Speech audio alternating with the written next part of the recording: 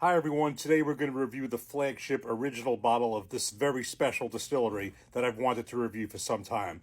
We're going to review Uncle Nearest 1856 Premium Whiskey 100 proof. This is not a bottled and bond, it is 100 proof. If you watched my previous videos, because I did a couple of these, I had reviewed this Uncle Nearest single barrel. You'll see it's kind of a little bit of the ways down, but we wanted to save a little bit to compare to this. That'll be for a separate video. But right now, I want to talk about this one. This is the flagship, the very first expression from this brand, around 2017. Before we go on, I did a very extensive video about the story of Nearest Green and the story of what led to the founding of this very special distillery. I welcome you to watch it. It's one of my 3-pin videos, so go to my pin videos right at the top and you will see the story and listen to the story of Nearest Green. But just really to encapsulate it, Nearest Green is the first black master distiller who perfected the Lincoln County process in Tennessee, which is the filtering of whiskey through sugar maple charcoal/charcoal filtering. He's also the man who taught Jack Daniels how to make whiskey. That basically is the encapsulated version. And honestly, before 2016, when there was a New York Times article written about this, nobody really even knew this. So there's a lot in that video. I definitely encourage you to watch that, and it'll tell you all about this because I did some real extensive research, and honestly, it's fascinating. The story of Nearest Green and the story of the Lincoln County process and the story of mentoring Jack Daniels. Definitely watch it when you have a chance. As far as this whiskey, this is Uncle Nearest 1856. So again, this is their first expression. The other one that followed was the 1884. The significance of 1856 is that is the year that Nearest Green perfected the Lincoln County process. And as you know, that process is very, very much a part of Tennessee whiskey, certainly known with Jack Daniels and other Tennessee whiskeys. But this is a blend, supposedly, of 8 to 14-year-old barrels, but definitely at least 4 years old, but I've read it could be in that range as well. The deal is this is distilled and aged in Tennessee. It says that, distilled and aged in Tennessee, but then says bottled by Nearest Green Distillery, Shelbyville, Tennessee. So, obviously, some or certainly a part of this whiskey, or majority of it, is sourced. I'm not sure if there's a portion of it that's distilled there, but it definitely does not say that on the bottle. So we'll call that, a source whiskey, at least for the most part, and it is a blend of these different whiskeys. The master distiller is Victoria Edie Butler. Her name is right here on the bottle. She is the great-great-granddaughter of Nearest Green. Fascinating story. Again, definitely, the story is just fascinating, and I really enjoyed putting that video together to tell the story of Nearest Green. And the CEO is Fawn Weaver, who is the one who established this brand after reading that New York Times article and doing all this research and uncovering all this information that the world never knew about this great man, Nearest Green. So what we're going to do is I'm going to crack this open. We're going to see what this tastes like. And then in a separate video, I'm actually going to be very interested to compare to what's left here because this is 122 proof. This is 100 proof. So it's in the proof. I'm not going to do it as a blind, but I am curious to see. This is a single barrel. This is a blend. I found this is very heavy in the charcoal maple. There's a very heavy prominence of that charcoal maple effect. Definitely I think it has a very heavy influence on that.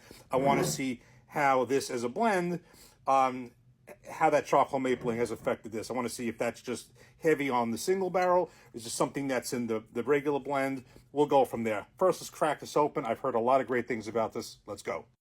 And you can see the front of this bottle. It says the name, V. Edie Butler, Master Distiller, and it says, in quotes, "This is the first expression honoring my great-great-grandfather, and I believe we have made him proud with our award-winning whiskey." And on the back, quickly, it says, "Remarkably smooth and aged to perfection. This best-in-class whiskey honors Tennessee's premier master distiller and teacher, Nearest Green. Known to his friends and family as Uncle Nearest, his whiskey was prized for its refined character, resulting from the distinctive maple charcoal filtering process that he helped perfect over 160 years ago. Awarded Best American Whiskey and World's Best, his legacy of excellence lives on in every bottle."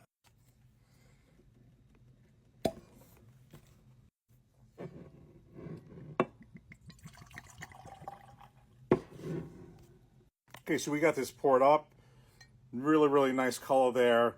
I want to just get a nose, and I want to kind of, again, in my head, I'm going to do this straight up together in a separate video, but in my head, I have the single barrel in mind, different proof, but I'm trying to see if some of the aroma and ultimately the palate is similar, and to what extent that charcoal mapling comes into play. Very nice nose, getting a little of that caramel and maple on the nose. Let's give this a taste. Cheers.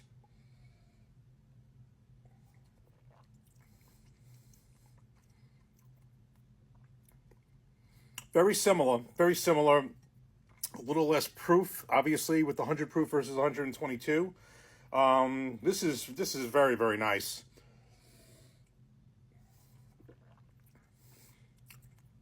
Again, you're definitely getting, I can definitely tell there is definitely an influence from the charcoal mellowing, charcoal filtering, whatever you want to call it. Maple, definitely the effect of the charcoal. It is, not going to use the word smooth, but that's ultimately what it is supposed to do.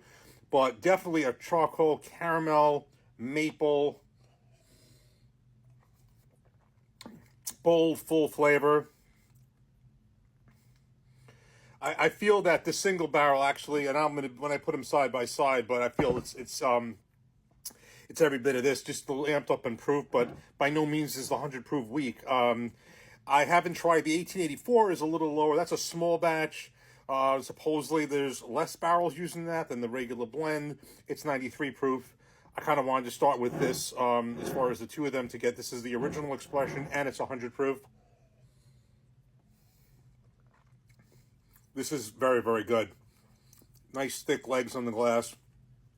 But definitely this charcoal mapling process, charcoal mellowing, excuse me, definitely has a clear influence. So basically, in the next video, I'd like to just kind of put these two side by side. And in a future video, this 122 proof will probably be long gone, but I'm thinking that I'd like to do this 100 proof 1856 against the Jack Daniel's Bonded. Both 100 proof, and kind of want to see the influence of the charcoal mellowing process on both. Because it definitely, I know it has an influence in Jack Daniel's, and it definitely has an influence here. It'd be interesting to put those two together, and also that one. So this is definitely a good one. Everyone who has said this is excellent, they're right. And just in closing, the only thing that I have kind of said in a previous video is that I started with the single barrel 122 proof, and then worked my way down to the base expression. I think generally, you know, obviously I like the higher proof for myself, usually to start with, and I don't always go in that order, but ideally, I think if you can, sometimes it's better to try the base expressions first and then go to like the single barrel, because obviously this is a blend, that's one barrel, this is many, and it's usually, if you can do it, it's kind of like, see how, you know, basically this compares to their base expression. But in any event, I mean, there's no one way to do it. I happen to kind of say I never had anything from Uncle Nearest, went right to the single barrel. You could do it any way you want. I'm just saying, basically, sometimes you get a feel for what their base expression is, and then you see a single barrel, because with a single barrel, each one could be different. This one could be different from another single barrel. Every barrel is different, whereas the blend supposedly, you know, is going to be consistent between each of these bottles. That's how that works. So in any event, we'll compare the two next. Future video, we'll do it against the Bonded, but this is a great bottle. No doubts on that. And even more importantly, this is a really great story behind this distillery and behind this great man. Cheers. Take care. Thanks for watching.